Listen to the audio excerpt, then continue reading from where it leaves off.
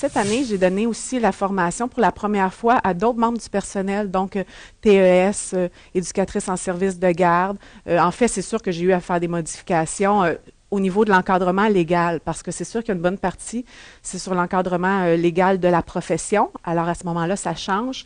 Mais il y a toute une partie, un genre de tronc commun, qui est par rapport à l'éthique dans le milieu scolaire, donc qui peut être facilement transférable à d'autres clientèles. Mais au point de départ, c'était vraiment d'offrir ça aux nouveaux enseignants.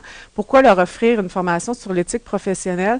Bien, c'est qu'on s'est aperçu parfois d'une méconnaissance de l'encadrement légal de la profession, ou c'était peut-être des choses qu'ils avaient vues, mais qui ne retenaient pas nécessairement tant qu'il n'y avait pas les deux pieds dans la pratique. Et aussi le fait de dire, on peut connaître la LIP et tout ça, mais comment on fait un lien avec notre pratique professionnelle? Fait que c'était vraiment de faire ce pont-là entre, c'est beau d'avoir des connaissances sur l'encadrement légal, mais ça change quoi dans ma pratique?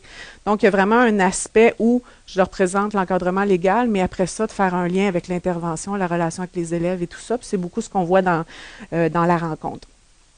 Aussi, tout l'aspect de développer un jugement éthique. Dans le fond, ça fait partie aussi de la pratique, avoir une pratique réflexive, toute l'analyse réflexive, ça fait partie de ça que de développer son jugement éthique, parce que c'est sûr et certain qu'en travaillant avec des êtres humains, les problèmes éthiques ou les situations ambiguës au niveau éthique arrivent très régulièrement, et que ce soit justement en enseignement, mais que ce soit avec d'autres corps d'emploi à la commission scolaire, par exemple. Alors, c'est vraiment cet aspect-là aussi de les amener à avoir une réflexion. C'est pour ça qu'il y a une démarche. À la fin de la rencontre, on expérimente vraiment une démarche éthique, là, de réflexion éthique. Donc, quelque chose qu'on peut suivre facilement, là, c'est pas compliqué dans les situations de tous les jours. Alors, ce que je vous propose de faire, c'est de voir les diapos quand même de la formation. Je vais vous dire en gros les parties de l'activité. Gênez-vous pas à m'interrompre pour poser des questions, là, ça va me faire plaisir. Donc, essayez de vous rendre compte un peu de ce qu'on voit. C'est une formation d'une journée. C'est une formation qui n'est pas obligatoire. Donc, on a une formation obligatoire qui est gestion de classe et intervention, mais nos autres formations sont facultatives, donc les enseignants s'inscrivent s'ils le veulent bien, puis à ce moment-là, par exemple, je paye la libération, là, je paye leur suppléance. Et pour les autres corps d'emploi ou les enseignants d'expérience, eux, c'est dans leur budget de perfectionnement qui décident d'assister à la formation. Mais c'est pas en même temps qu'avec les nouveaux, là, nécessairement. Là. Quoique je l'ai déjà fait, les enseignants d'expérience avec les nouveaux enseignants, puis c'était très intéressant aussi parce que ça reste que ce qu'on voit comme thème, c'est vraiment applicable autant pour le nouvel enseignant que l'enseignant d'expérience. Alors, si on défile la rencontre, le déroulement, ce qu'est l'éthique d'abord, hein, l'encadrement légal de notre profession, les compétences professionnelles de l'enseignant. Ça, c'est un gros bout de faire le lien justement entre l'encadrement légal, ce que dit la LIP, et comment ça se reflète dans nos compétences professionnelles comme enseignants. Alors, il y avait ce lien-là à faire qui n'est pas nécessairement évident. On les regarde séparément, mais là, vraiment d'essayer de faire le lien entre les deux, plus particulièrement la compétence éthique. Ensuite de ça, comme je vous disais, y aller vraiment dans le pratico-pratique par rapport à sa pratique de l'enseignement, la relation pédagogique avec l'aspect éthique, qu'est-ce je peux leur donner comme information au niveau de l'intervention aussi. Hein, souvent, les nouveaux enseignants ont beaucoup de questions à où commence mon rôle dans l'intervention, où ça se termine, c'est quoi les balises. Alors là, on peut en donner quand même quelques-unes. L'éthique de la sollicitude, ça c'est une forme d'éthique qui vient beaucoup du domaine de la santé, mais qui est tout à fait applicable au monde de l'éducation. Donc ça, où je fais juste leur présenter ça, sensibiliser à cette forme d'éthique-là. Le processus décisionnel éthique, comme je vous disais, c'est une démarche, c'est en 4 temps, quelque chose de très simple à faire en tête comme ça, mais quand on est devant une situation ambiguë, voir comment se positionner, puis ça nous aide aussi à savoir comment agir, réagir. TIC et éthique, j'ai pas toujours le temps de le voir, là, mais en même temps, c'est parce que je les renvoie à une formation qu'on donne, qu'un autre conseiller pédagogique donne sur l'éthique et l'éthique, et je leur donne beaucoup de ressources à ce niveau-là. Donc, c'est plus de l'information rapide. Je l'aborde donc pas dans la formation ici parce que j'ai une autre ressource qui l'offre. Donc, la conseillère pédagogique va dans les milieux et fait une formation vraiment sur cet aspect-là. Donc, je leur donne plutôt des liens pour voir comment sécuriser tout ce qu'on fait, que ce soit sur Facebook. Est-ce qu'on a le droit d'avoir un compte Facebook puis d'échanger avec des élèves et tout ça? C'est quoi les âges? Bon, on a toutes ces choses-là qui sont à ce niveau-là, mais aussi l'apport pédagogique d'éthique aussi, là. Donc, pas juste l'aspect éthique. C'est en gros le déroulement de la rencontre d'une journée. Donc, l'origine de la formation et une situation inconfortable. Souvent, je débute mes formations comme ça en mettant en tête une situation réelle ou qui les chicote ici au niveau de l'éthique pour qu'il y ait vraiment une intention d'écoute au cours de la formation. Alors, ici, je le fais aussi dans cette formation-ci. Donc, d'abord, l'origine de la formation, je leur présente pourquoi dans le fond, c'est nécessaire d'avoir une formation. En tout cas, du moins, c'est sécurisant. Hein. On n'a pas nécessairement un cadre toujours très clair. Hein. On n'a pas de code de déontologie. Mais en même temps, ça ne veut pas dire qu'il n'y a pas un encadrement légal qui est là et qu'il n'y a pas un encadrement, tu sais, sans être légal aussi, qu'il n'y a pas un encadrement général à notre fonction, à ce qu'on fait. Le fait aussi que souvent les nouveaux enseignants, comme les enseignants d'expérience, vont se référer à leurs valeurs personnelles, leur éthique, leur jugement, mais personnel. Mais maintenant, comment transférer ça dans l'aspect plus professionnel que, dans le fond, ça repose sur certains argumentaires ou sur des documents et pas juste au pif, parce qu'on s'entend que quand on se fie juste à notre pif, les pifs sont différents d'un à l'autre. Donc, on finit par se retrouver avec des situations que certains jugent acceptables et d'autres pas du tout, là. Alors, c'est une des raisons. Le fait que c'est quand même souvent exprimé par les enseignants qu'il manque, s'il y a un petit flou à cet endroit-là. Donc, un questionnement aussi qui se fait en général dans la société. Donc, l'atelier, qu'est-ce qui va permettre aux participants? C'est de revoir ou de prendre connaissance du cadre légal de votre profession et d'aborder des situations qui vous préoccupent dans le cadre de votre fonction d'enseignant. De là, l'activité suivante, je ne sais pas si c'est la diapo suivante, non, je pense que j'avais mis de l'information, là, je vous en ai mis en masse. Pourquoi une formation sur l'éthique? Donc, c'est pas aussi, il faut faire attention de dire, c'est pas un ensemble de recettes. En éthique, on ne peut pas dire voici une liste de vérifications, c'est comme ça que ça fonctionne dans tel cas, dans tel autre cas, non, il faut respecter telle règle. C'est quand même plus flou que ça. Dès qu'on travaille avec des êtres humains, il y a un flou, il y a des nuances à apporter. Donc, la formation, c'est pas pour arriver avec une liste de conseils et de solutions, mais beaucoup plus de développer son jugement éthique, de se donner des outils de réflexion éthique. Je voulais mettre en gros les thèmes souvent qui nous renvoient à l'éthique ou à des questions éthiques. D'ailleurs, la formation s'appelle les questions éthiques. Donc, je me questionne souvent par rapport à l'intimidation et la violence, le professionnalisme, la relation avec les parents, la confidentialité, l'intervention, la relation avec les élèves, le respect des règlements, la relation avec les collègues, la sécurité. Donc, c'est large. Là. Ça ne veut pas dire que tous les thèmes sont là, mais c'est dans ces thèmes-là souvent où on va avoir un questionnement éthique. Donc, on se pose des questions à ce moment-là.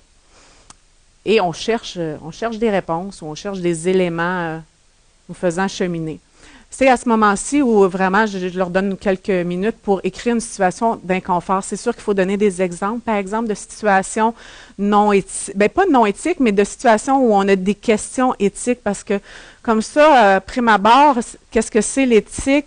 En quoi ça peut être problématique. C'est pour ça que je présente les thèmes aussi avant, mais c'est ça, donc, de donner plusieurs exemples. J'en ai mis dans une diapo, c'est peut-être la suivante, là, certains exemples, c'est peut-être un petit peu plus loin là, de situations en enseignement où on peut se questionner, que ce soit un enseignant qui arrive en retard le matin par rapport à un autre qui arrive toujours à l'heure. Bon, oui, c'est sûr, il y a toujours une question d'équité entre collègues et tout ça, mais les implications éthiques d'arriver en retard quand on enseigne, il y a une notion de sécurité, il y a plein de choses qui vont graviter autour de ça.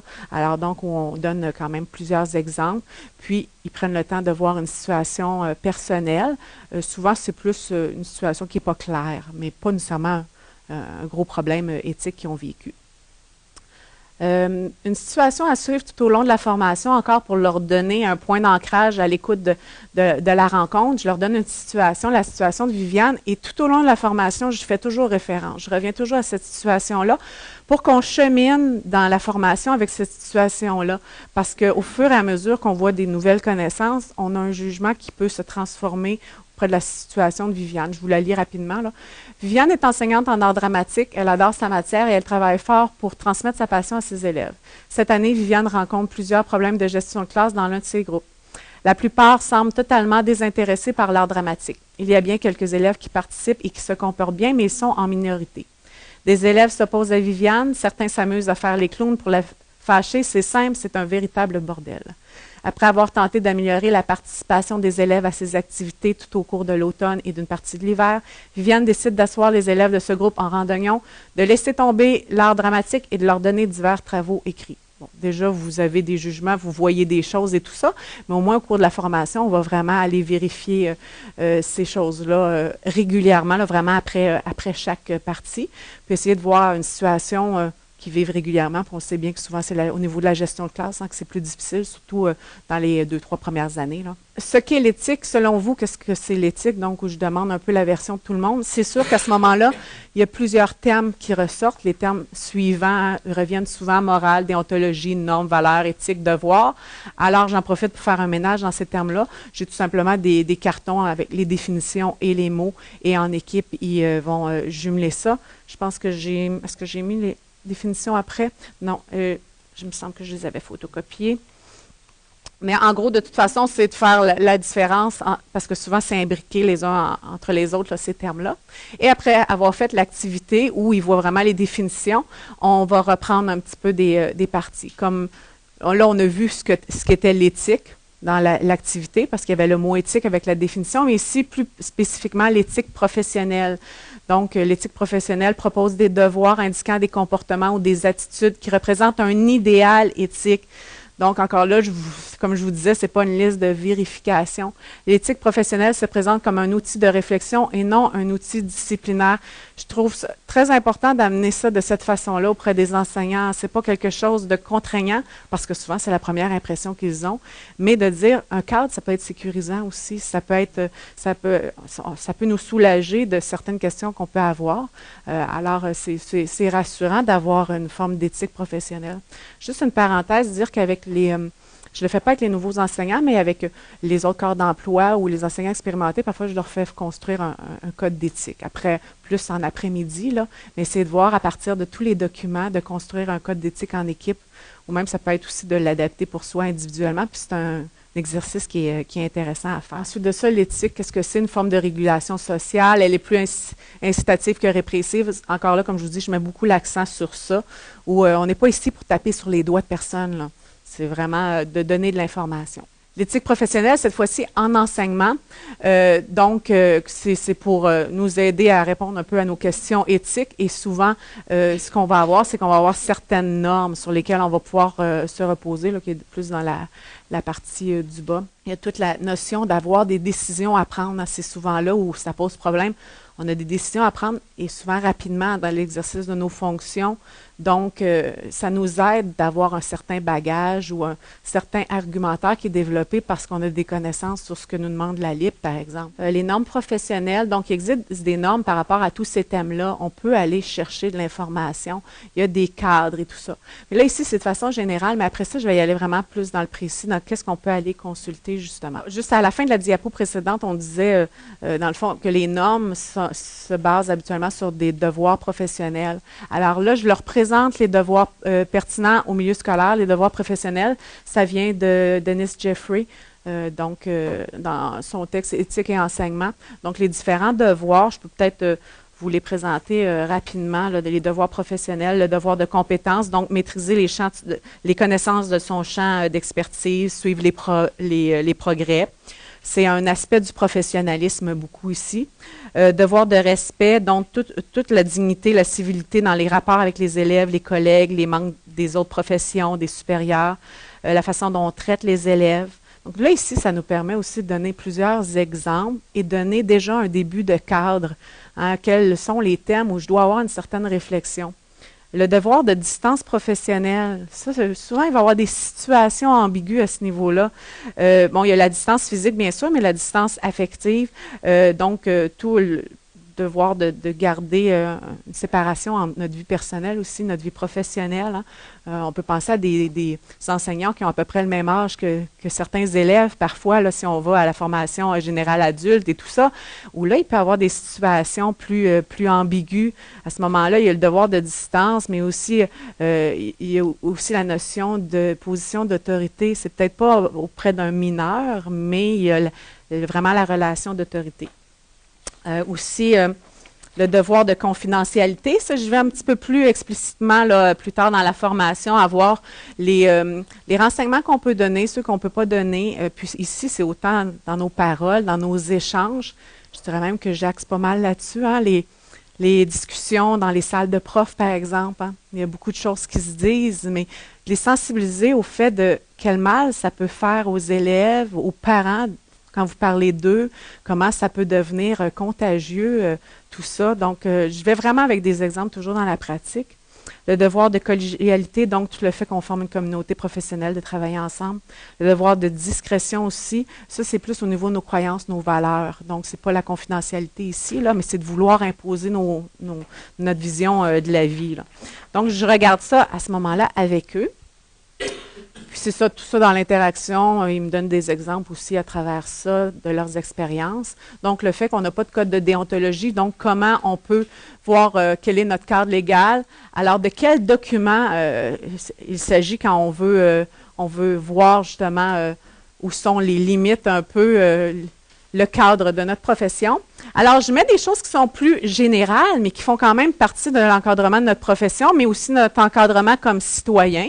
Alors, c'est plus les premiers, Charte des droits et libertés de la personne, Charte de la langue française, puis c'est sûr et certain qu'au niveau du français, hein, c'est dans nos compétences d'ailleurs professionnelles, le Code civil, la loi sur la protection de la jeunesse, mais plus spécifiquement en éducation, le régime pédagogique, et bien sûr la loi sur l'instruction publique. Alors, où je leur présente les documents, je leur dis où ils peuvent aller consulter ça, aller voir ça. Et aussi les autres textes pertinents, mais qui ne sont pas des lois. Donc, déclaration de la profession enseignante, c'est un document, par exemple, qui a été fait sur un peu les rôles de chacun. Le code de vie de l'école, c'est un encadrement important. À ce moment-là, je peux parler de tout l'aspect de à quel point c'est important de respecter soi-même comme enseignant le code de vie. Il y a toute la notion de comment faire appliquer des règles, appliquer des règles alors qu'on ne les respecte pas soi-même et tout ça. Alors, les sensibiliser à ce niveau-là. Et on s'entend que c'est plus facile aussi de le faire avec des enseignants qui débutent, là, de dire prenez connaissance du code de vie. Là, ça, c'est votre guide de vie dans l'école. Mais c'est comme ça que vous allez bien encadrer aussi les élèves en vous référant au règlement qu'il y a là-dedans, mais aussi pour vous, ça vous donne un cadre. Les programmes. Bien sûr, à quel point c'est important et que ce n'est pas le manuel qui est notre porte d'entrée. Les politiques des commissions scolaires, là, à ce moment-là, je leur présente différentes politiques. Le référentiel des compétences professionnelles, donc, c'est sûr qu'ils ont eu celui pendant leur formation, ils le connaissent bien, mais nous, à la commission scolaire, on a aussi notre propre référentiel de compétences qui est bien sûr lié à celui qu'ils utilisent lors de la formation, mais où on a mis vraiment notre couleur. Alors, je les ai mis dans les 2 diapos suivants. Je pense que c'est peut-être un petit peu plus loin. Donc, notre référentiel à nous. Oui, dans le fond, c'est que je reviens en arrière au premier document qui est la loi sur l'instruction publique. Qu'est-ce qu'elle contient? Et là, je présente surtout les devoirs de l'enseignant, les obligations de l'enseignant, qui est l'article 22, et où on voit chacun des aspects. Sauf qu'une fois qu'on a vu ça, si on veut être capable de le lier à notre pratique, on fait une activité à ce moment-là. Donc, de trouver des exemples d'actions allant dans le sens de la LIP, à l'encontre de la LIP, selon là où les obligations qui vous ont été assignées, donc en groupe, je leur donne les obligations et ils doivent essayer de voir qu'est-ce qui irait dans l'exercice de mes fonctions dans le sens de la LIP et qu'est-ce qui pourrait ne pas aller dans le bon cadre. Et là, déjà, ils commencent à se faire une opinion de ce cadre-là et de voir parfois dans leur pratique ce qui cadre bien dans les livres, mais ce qui cadre peut-être moins bien. Alors, c'est quelque chose qui est fait en sous-groupe, puis bien sûr, on fait un retour par la suite. Je vous disais des exemples que vous pouvez utiliser en cours de formation, donc je vous ai ajouté cette diapositive-là. C'est pas nécessairement tout ici, par exemple, en lien avec la LIP. Là, il y en a certaines que oui, mais il y en a d'autres, c'est par rapport à d'autres documents qu'on a vus ensemble. Bon, par exemple, Alain photocopie plusieurs pages d'un livre sans soucier des droits d'auteur. Bon, c'est sûr, les droits d'auteur, c'est un des encadrements qu'on se doit de respecter. Un enseignant dit ne pas aimer un élève car il le trouve hypocrite et il le laisse de côté. Là, ici, on peut commencer à faire un exercice avec la LIP à ce moment-là. Michel porte un décolleté plongeant. Vous voyez le code de vie ici. Sylvie refuse de participer à l'activité prévue au projet éducatif de l'école car elle manque de temps. Alors là, il y a tout l'aspect, par exemple, dans la LIP, de devoir participer au projet éducatif. Alors, plusieurs exemples comme ça que je vous ai donnés, puis que je donne donc en formation pour déjà essayer de voir dans la pratique qu'est-ce que ça veut dire exactement. À ce moment-ci, je fais un petit arrêt pour revenir à la situation de Viviane. On la relie et on se dit maintenant par rapport aux obligations de la LIP, est-ce qu'il y a des problématiques au niveau de la situation de Viviane? Donc, vous pouvez toujours regarder là, dans la diapo où on avait l'histoire de Viviane. Bon, il y a tout l'aspect de l'obligation, dans le fond, de donner un enseignement. Hein. Il y a un aspect à la fin là, où ça dit qu'elle décide d'arrêter de faire de l'art dramatique pendant une période de temps, puis leur faire juste n'importe quel travaux de l'occupationnel. Bon, ben, on peut amener cet aspect-là. Donc, on prend vraiment le temps de ressortir les éléments là, avec les participants qui peuvent aller à l'encontre de la LIP ici. Puis c'est sûr, là, je fais attention toujours de dire, on ne juge pas Viviane, on ne tape pas sur les doigts de personne, c'est juste qu'on n'a pas toujours conscience. Et c'est de prendre conscience de tout ça, de notre rôle, des obligations qu'on a comme enseignant. Donc, les compétences professionnelles ici que vous connaissez bien. Et ensuite de ça, le référentiel de compétences de la commission scolaire. Donc, vous voyez, c'est quand même les mêmes thèmes qui sont touchés, mais qui sont davantage, comme je vous dis, liés aux spécificités de notre milieu. Alors, on prend le temps vraiment de le voir, que je l'explique, parce qu'après ça, on doit associer les compétences professionnelles à l'une des obligations de la LIP. Donc, encore là, en sous-groupe, ils ont une obligation, puis ils doivent voir les compétences professionnelles. Je vous propose de faire justement cette activité-là. Je vais vous lire les obligations. On ne les fera pas toutes nécessairement. Puis essayez de voir, je vais vous mettre la diapo où on a le référentiel de compétences, ce que vous feriez comme lien. C'est pas découpé au couteau non plus. Hein. Souvent, une obligation va quand même toucher à plusieurs compétences. Mais l'importance pour moi dans cette activité-là, c'est de faire ressortir à quel point c'est lié ensemble. Hein, les compétences professionnelles, il y a une raison pourquoi ce sont ces compétences-là qu'on a ressorties. Donc, c'est à cause des obligations de la LIP. Alors, si je reviens, je prends mes obligations. Il est du devoir de l'enseignant de contribuer à la formation intellectuelle et au développement intégral de la personnalité de chaque élève qui lui est confié. C'est gros comme obligation, c'est assez large, il y a plusieurs choses ici avec lesquelles vous pouvez faire un lien. 7, oui, donc la compétence relative aux interventions adaptées, hein, adapter ses interventions aux différentes caractéristiques des élèves. Tout à fait, il y en a d'autres aussi. 6, planifier, organiser, superviser, donc puis tout le fonctionnement du groupe classe. Donc, tout à fait. Il y a plusieurs compétences ici. Vous pourriez mettre la 3, la 4, la 5, la 6, la 7. Je vous dirais qu'ils viennent faire un lien ici avec l'obligation 1. Si on le fait avec l'obligation 2, il est du devoir de l'enseignant de collaborer à développer chez l'élève qui lui est confié le goût d'apprendre. Donc, le goût d'apprendre, je vois à votre réaction, c'est encore là, c'est assez large, mais beaucoup dans l'acte d'enseigner hein, à ce moment-là. Obligation 3, il est du devoir de l'enseignant de prendre les moyens appropriés pour aider à développer chez ses élèves le respect des droits de la personne. On va préciser ici, là, ça va être plus pointu. Respect des droits de la personne. Donc, nous, comme enseignants, comment on amène ça dans nos compétences professionnelles? Par quelles compétences? 12, hein? C'est la compétence relative à l'éthique. Hein, c'est vraiment ici ciblé au domaine éthique. Obligation 4, il est du devoir de l'enseignant d'agir d'une manière juste et impartiale dans ses relations avec ses élèves. 12 encore. Hein? Vous êtes tellement bons, on va pouvoir toutes les faire. Il est du devoir de l'enseignant de prendre les mesures nécessaires pour promouvoir la qualité de la langue écrite et parlée. 2, hein? C'est presque du copier-coller. Il est du devoir de l'enseignant de prendre des mesures appropriées qui lui permettent d'atteindre et de conserver un haut degré de compétences professionnelles. Qu'est-ce que toutes les compétences, hein, en fait, c'est ça où on a à développer toutes nos compétences professionnelles. Donc, je vais poursuivre. Alors, je reviens, oui, à Viviane, parce qu'ici, là, on fait un lien avec toutes les compétences professionnelles et voir dans la situation de Viviane.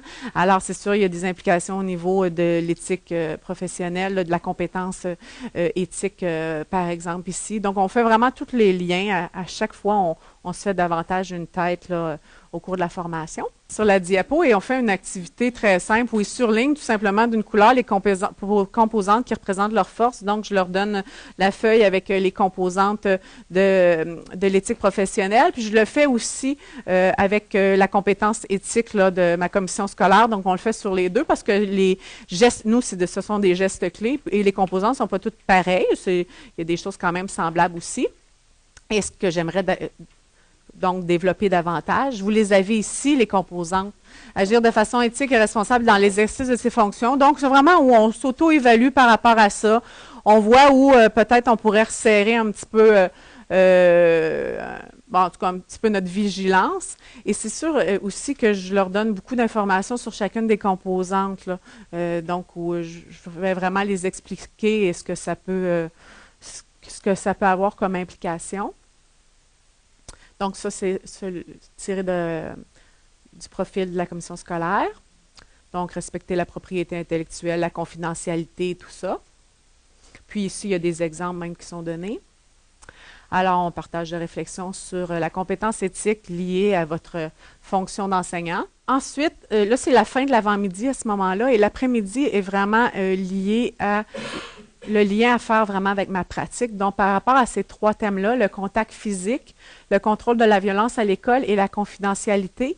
Donc, juste avant qu'ils partent dîner, je leur fais répondre à certaines questions. Ce que je vous propose de faire aussi rapidement là, pour vous, de répondre aux questions suivantes. Donc, la première question, donc à ce moment-là, ils se promènent dans le local, ils vont répondre sur des feuilles que j'ai affichées pour qu'on puisse après ça faire un retour dans l'après-midi, qu'on puisse suivre la progression des 3 ateliers.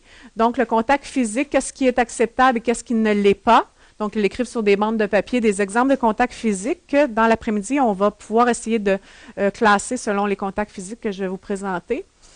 Donc, écrire des exemples aussi qui vous interpellent au niveau de l'éthique.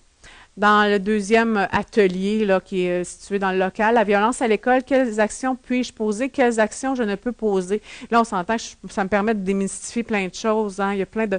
Encore là, ils vont beaucoup avec leur jugement personnel. Hein, ça ne repose pas sur un argumentaire. La confidentialité, quelles sont les informations que je ne peux dévoiler.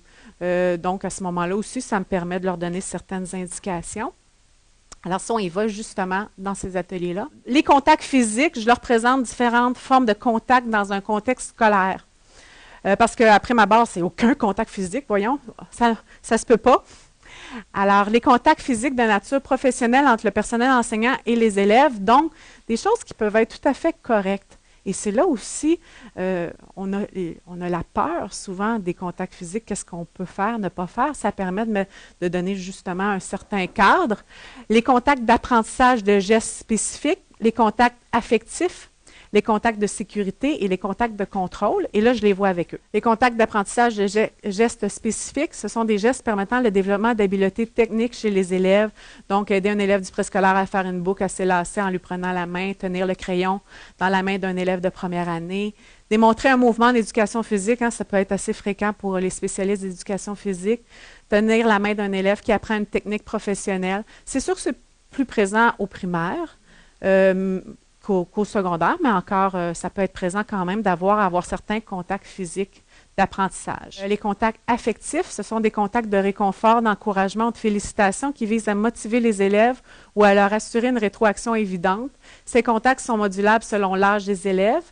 Donc, ça ici, c'est important de dire ça justement au primaire, au préscolaire. Il y a des choses qu'on peut se permettre. Au secondaire, il faut peut-être changer certaines approches. Donc, donner une accolade au préscolaire, au primaire seulement, ça va. Puis encore qu'en 6e année, il faut peut-être y repenser.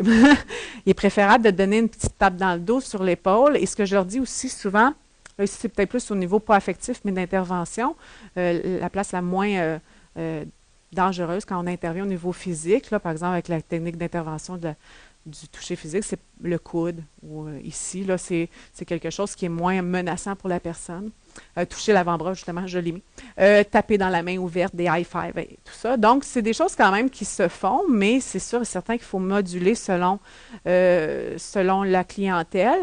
Et aussi, ben, il y a toujours d'être en public aussi, là, hein. Ça aussi, c'est un aspect différent. Les contacts de sécurité, donc, pour protéger les élèves ou prévenir des accidents, arrêter un élève qui court dans un escalier, pousser un élève pour lui éviter de recevoir un projectile, je suis allée fort sur ça, là. Enlever des mains d'un élève, un objet dangereux. Donc, c'est vraiment ici de la prévention, de l'intervention pour la sécurité. Les contacts de contrôle, donc des gestes permettant de contrôler des comportements inacceptables à l'école, séparer 2 élèves qui se battent. Là, on s'entend ici que c'est plus facile de séparer 2 élèves du premier cycle que de faire ça en secondaire 5. Là. Encore là, ici, disons qu'il y a un moment où c'est plus notre rôle. Amener un élève hors de la classe, faire asseoir un élève, tenir l'épaule d'un élève pour le calmer avec une force jugée acceptable. Et bien sûr, ben, il y a tout un jugement développé autour de ça et de se tenir informé des procédures dans les écoles, aussi la façon de faire. La violence à l'école, là, à ce moment-là aussi, je retourne parfois vers les contacts physiques ou la violence, justement, qu'est-ce qu'on peut faire ou comme l'intervention, là. Déjà où il y a eu des petites choses dans les contacts physiques. Donc, les actions que je ne peux poser, on ne peut pas utiliser de violence pour arrêter, par exemple, un élève violent. Donc, la violence de notre côté, il ne doit pas y en avoir du tout. Donc, ce que je peux faire, une certaine démarche, donc d'avoir la parole et tout ça, rappeler le règlement de l'école, donc le code de vie, tout ça. En cas de comportement incontrôlable qui peuvent mettre en danger un ou des élèves, bon, à ce moment-là, il y a le psychoéducateur, le TES, qui ont aussi une formation plus adéquate à ce niveau-là. Donc, je me permets d'en parler à ce moment-là. La violence à l'école, quelles actions puis-je poser? Parce que c'est bien beau de dire, voici tout ce que tu peux pas faire, mais maintenant, qu'est-ce que je peux faire? Comment je peux? C'est sûr, c'est plus de l'ordre de la prévention, mais quand même, donc, de leur donner plusieurs idées de choses qu'ils peuvent faire. Si j'en profite pour parler du rôle des adultes dans le milieu scolaire, à quel point c'est important que chaque adulte se sente concerné de ce qui se passe dans l'école. Et ça, au niveau éthique, hein, de porter des œillères et de se dire, moi, parce que je ne sais pas, je ne suis pas l'enseignant de cet élève-là, je n'interviens pas alors qu'il se passe quelque chose dans le corridor, ça n'a pas de sens. On doit tous favoriser, dans le fond, le développement de chacun des élèves, pas juste de ceux qui nous sont confiés. Mais ça aussi, j'en parle auprès des surveillants d'élèves, les techniciennes, les éducatrices en service de garde. Donc, vraiment, avec tout le monde, de dire, vous aussi, vous avez une responsabilité vis-à-vis de ce qui se passe. Vous ne pouvez pas dire, j'ai rien vu, j'ai rien entendu. Bien sûr, on va parler de l'intimidation et tout ça. Donc, j'ai mis certains thèmes où votre rôle est là. Par exemple, les intrus dans et autour de l'école. Tu sais, on sait tous les gens qui peuvent rentrer, sortir des écoles, puis parfois, malgré les mesures de sécurité, il y a des gens qui se promènent. Il faut demander, oui, je peux vous aider, est-ce que je peux aller vous reconduire à quelque part et essayer de voir qui est la personne quand on la croise. C'est sûr que ça peut être plus difficile au secondaire quand il y a beaucoup de monde, on ne connaît pas nécessairement tous les visages, mais encore là, habituellement, on peut le faire. Les accompagner dans l'école, donc amener les gens au secrétariat, mais tout ça en étant très poli et accueillant. Hein? C'est pas, vous êtes qui vous, là? Le dépistage des drogues, donc de savoir, quand on voit qu'un élève a de l'air à consommer fréquemment, il faut en parler à son enseignant, à la direction, ou essayer de mettre des choses en place. On a cette responsabilité-là comme citoyen aussi, pas juste comme enseignant. La sécurité des élèves, l'intimidation. Donc, ça nous permet d'en parler. Il y a aussi la qualité du français là, qui n'est pas en lien avec la violence à l'école et tout ça, mais la responsabilité de la façon dont on s'exprime vis-à-vis de toutes les personnes. Et on n'a pas à avoir un niveau différent de respect envers les personnes, que ce soit l'élève, le parent ou la direction. Hein. Donc, on doit avoir une belle qualité dans notre expression. Donc, j'en profite pour parler de notre responsabilité auprès des mineurs, mais aussi comme personne en situation d'autorité. Là, à ce moment-là, je parle plus de la formation générale adulte ou en FP, de dire, même si ce ne sont pas des mineurs, vous avez quand même une relation d'autorité. Là. Vous n'êtes pas deux amis. Là. La confidentialité. Les informations à ne pas dévoiler, tous les renseignements sur la vie familiale que les élèves rapportent. Hein, on sait qu'au préscolaire, là, on sait tout ce qui se passe à la maison. Les renseignements échangés lors des réunions pédagogiques, les rencontres multi, ça doit rester entre ces murs-là. Il ne faut pas se discuter après. Après ça, c'est plus dans les documents publics, bon, l'autorisation parentale pour donner de l'information. Je donne aussi des informations sur c'est des informations non confidentielles, souvent qu'on va échanger, puis c'est avec on veut vraiment aider, par exemple, notre collègue en lui parlant de tel ou tel élève, mais est-ce qu'on sait à quel point on peut fausser le jugement de ce collègue-là par rapport à l'élève, amener un préjugé défavorable, pénaliser injustement un élève, puis souvent ça peut s'étendre à la famille, hein? Ah non, tu n'as pas un petit bourrassa dans ta classe cette année. Donc, j'en profite de donner des exemples. La possibilité de déclencher plein de rumeurs scolaires aussi. Et là, on a des exemples en tête. Il y en a plein. Pensez aux étiquettes données à des élèves. Et là, je me permets même d'avancer jusqu'à est-ce que c'est ce que vous voyez à l'école? On sait qu'il y a un travail à faire là-dessus. À quel point tout s'échange, se dit ouvertement dans la salle des profs pendant qu'un parent est en train de plastifier du matériel dans le coin. Donc, vraiment, ça, je mets beaucoup d'emphase là-dessus. On a à faire attention à ça et à changer nos pratiques à ce niveau-là. Donc, l'intervention, la non-intervention, donc le fait de ne pas intervenir aussi peut être à ce moment-là une faute professionnelle de ne pas intervenir. Aussi de se dire, quand j'interviens, est-ce que je serais à l'aise d'intervenir de cette façon-là devant les parents de cet élève-là, devant la direction, devant mes collègues? Ça aussi, ça nous permet de juger ce que c'est éthique, ma façon d'intervenir. Donc, vous prendrez le temps de le lire de toute façon, hein, c'est le contenu. L'abus de pouvoir aussi, hein, ça peut être parfois pas très clair, mais on peut intervenir en ayant une certaine forme d'abus de pouvoir, donc de faire attention.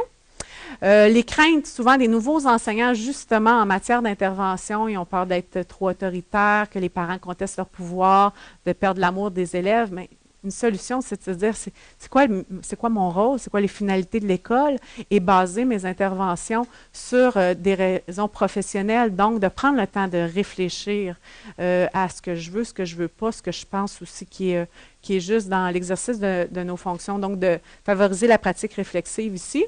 On revient à Viviane par rapport davantage ici à l'intervention, parce que dans son cas, c'est plus ça. Et je présente l'éthique de la sollicitude.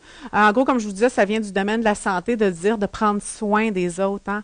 On a tout l'aspect où on prend en charge les élèves, mais prendre soin d'eux, le souci de l'autre. Donc, c'est beaucoup ce que je présente comme une forme d'éthique qui est importante, puis qui rejoint hein, notre travail d'enseignant. Et c'est sûr que je parle beaucoup à ce moment-là de l'établissement de la relation élève-enseignant, que je fais des liens avec ça. Donc, des petites choses par rapport à la pédagogie de la sollicitude, être un leader éthique. Est-ce que je suis un leader émotionnel? Donc, encore là, ça fait un lien avec l'éthique de la sollicitude. C'est juste que là, je veux aller à la démarche.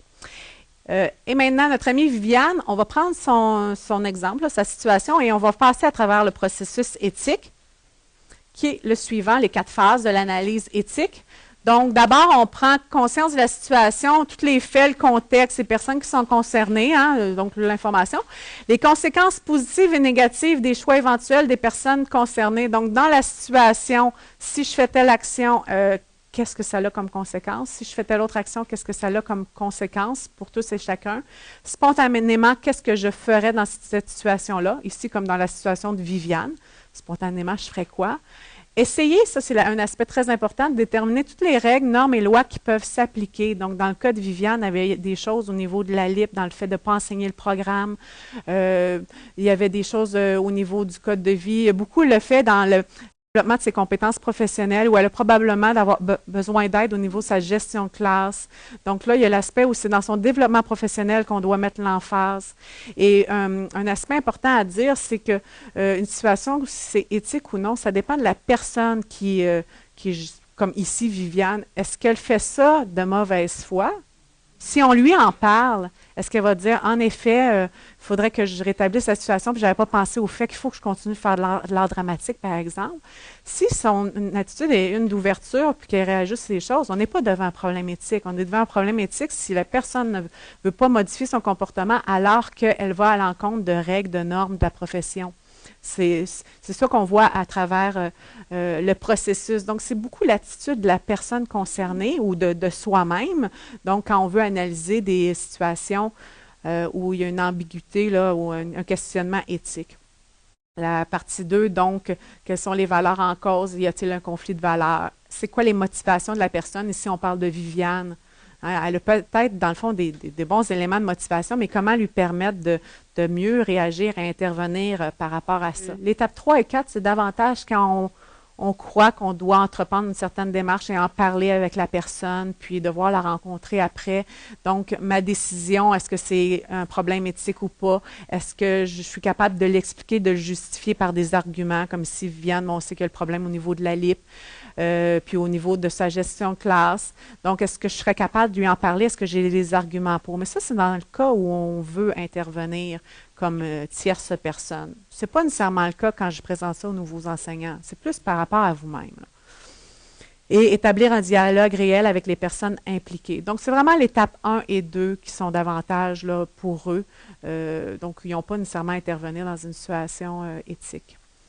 Et après ça, donc, je dis en gros, Ce qu'on doit se questionner, est-ce que le comportement va à l'encontre d'une loi, d'un règlement, d'une politique? Est-ce que la personne qui a eu ce comportement avec conscience de son erreur, est-ce que la personne est disposée à changer? Donc, à ce moment-là, c'est tout simplement, ça ne devient plus un problème éthique, mais tout simplement à réajuster notre façon de faire, notre pratique. Vous voyez à quel point ça parle de la pratique réflexive ici. Et on fait le retour avec la situation de Viviane à ce moment-là, puisqu'on a défilé. Et je leur demande ensuite d'appliquer le processus décisionnel éthique à la situation d'inconfort qu'ils avaient amené au début. Donc, ça leur permet de tester, mais c'est sûr, encore là, c'est plus l'étape 1 et 2. Donc, c'était quoi mes intentions ici? Pourquoi j'ai fait ça? Ça a eu quelles conséquences sur les personnes concernées? Puis si j'avais agi autrement, quelles conséquences il y aurait eu? Et ça permet à ce moment-là de juger un peu plus la situation. Est-ce qu'il y a, j'ai sorti hors de l'encadrement légal de la profession, est-ce qu'il y a des documents ou des éléments, des décisions d'équipe, comme le code de vie, c'est une décision d'équipe que je n'ai pas respectée? Enfin, ça permet d'évaluer à ce moment-là. Donc, on fait le retour sur les situations, ceux qui le veulent bien, retour sur les attentes, une communauté virtuelle pour les formations, là, je mets plein de documents. Petit mot de la fin. Avant de constituer les articles d'un code, l'éthique m'interpelle, me renvoie à ma vie comme elle va, aux relations qui la composent, aux questions que je me pose. Comment vivre, quelle sorte de personne est-ce que je veux être, qu'est-ce qui est important pour moi. Donc, elle m'invite aussi à regarder à l'extérieur de moi pour y découvrir l'autre, qu'il y a les autres, à la fois si différents en apparence et si semblables, au fond, dans leur besoin d'être entendus, reconnus, traités comme des personnes. Donc, ça fait un lien avec l'éthique de la sollicitude, le souci de l'autre aussi, d'être juste, équitable envers les autres. Et après ça, je mets les informations de cycle et éthique, là, si j'ai le temps d'aller les voir. Donc, vous les avez au moins ces liens-là. Juste vous dire que la plupart des diapositives ou de ce que j'ai été chercher, ça a été pris dans ces livres-là. L'éthique professionnelle en enseignement, fondements et pratiques et repères pour l'éthique professionnelle des enseignants, surtout dans celui-là. Donc, si jamais vous voulez le regarder, il n'y a pas de problème, je le mets en avant. Si jamais il y en a qui veulent voir le contenu de la formation, je la donne aussi aux enseignants associés. C'est donc mon stagiaire et les questions éthiques, c'est comment accompagner son stagiaire. Donc, il y a beaucoup de choses qui sont ici, que vous avez vues, mais il y a des différences aussi. Puis, quand je donne à d'autres membres du personnel, vous l'avez ici, vous pouvez toujours venir voir ça. Voilà, je pense que ça fait pas mal le tour. Merci beaucoup pour votre attention.